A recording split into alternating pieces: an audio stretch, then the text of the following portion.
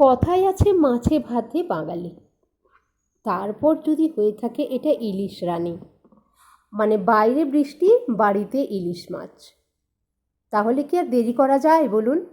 চটপট বানিয়ে ফেলতে হয়, তাই না? ইলিশের একটা যে কোনো সুস্বাদু রেসিপি। তাই আমি সুদেষ্ণা আইরিশ মাদারের পক্ষ থেকে আপনাদের জন্য ইলিশের একটা রেসিপি এনেছি।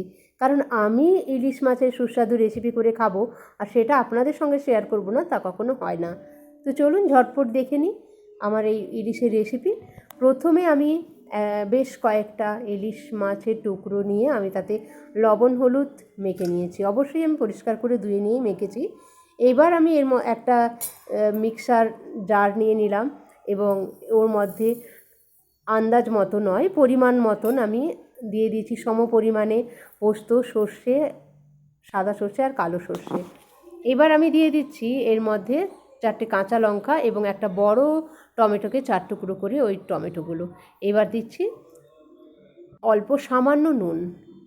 এবার দেখুন সামান্য জল দিয়ে আমি এটার একটা স্মুথ পেস্ট বানিয়ে নিয়েছি। এবার চলে যাব রান্নায়। কড়াই বসিয়ে দিয়েছি। কড়াইটা ভালো করে গরম হলে দিয়ে দিলাম সর্ষের তেল প্রয়োজন মতো। যে যতটা তেল খেতে ভালোবাসেন ওই মতো তেল দেবেন। এবার তেলটাকে ভালো করে নেড়েচেড়ে কড়াইয়ের চারিদিকে ছড়িয়ে দিয়ে আমি তেলের যে একটা গন্ধ থাকে ওটাকে বার করে দিচ্ছি। ভালো করে গরম হয়ে যাওয়ার পর আমি একে একে ইলিশ মাছগুলোকে ভেজে নেব।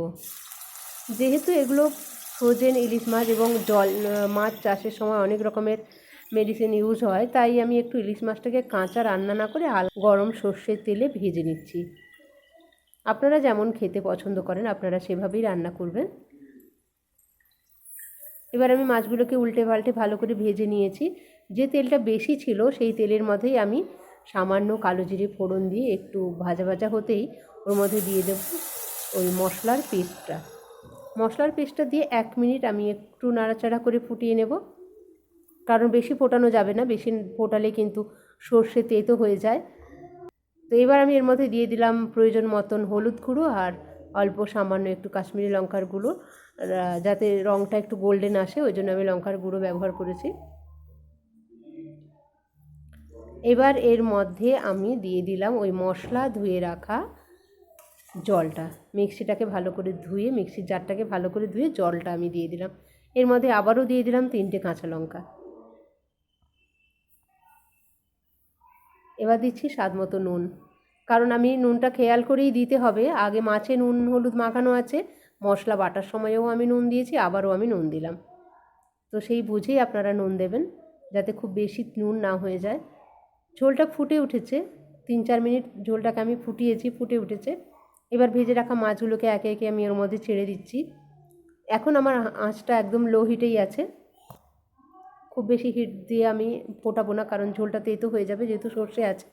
এবার মিডিয়াম টু লো হিটে আমি মাছগুলোকে ভালো মতন ঝোলের সঙ্গে ফুটিয়ে নিচ্ছি। বেশ কিছুক্ষণ ফোটালেই, খুব বেশিক্ষণ ফোটাতে হবে না, অল্প আমি একটু এটাকে শুকনো শুকনো গা মাখা গ্রেভি রাখবো। আপনারা যদি একটু বেশি ঝোল পছন্দ করেন ঝোল রেখে নামিয়ে নিতে পারেন।